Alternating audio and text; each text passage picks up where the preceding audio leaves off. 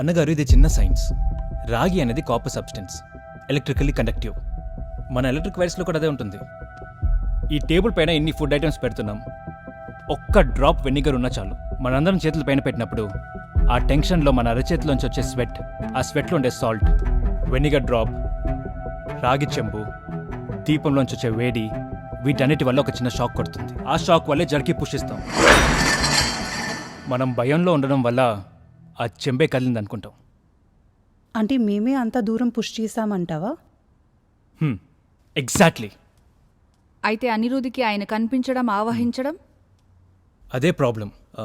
If you don't mind వాడిని ఎవరికైనా paediatric psychiatrist చూపిద్దాం. అంటే మా అబ్బాయికి పిచ్చి అంటున్నావా? వదినా అలా అనట్లేదు. మేబీ షాక్ వల్ల కొంచెం డిస్టర్బ్ అయ్యాడేమో. మనం కథలు చెప్తే ఆ కథలు నిజమని నమ్మే వయసు వాడిది. అది ఒప్పుకుంటాను హేమంత్. మరి నీకు కూడా వినిపించిందిగా నీలకంఠం గారి వాయిస్, దానికేమంటావు? నిజమే. ఒక్క విషయం నాకు ఇంకా అర్థం కావడం లేదు. Okay wait.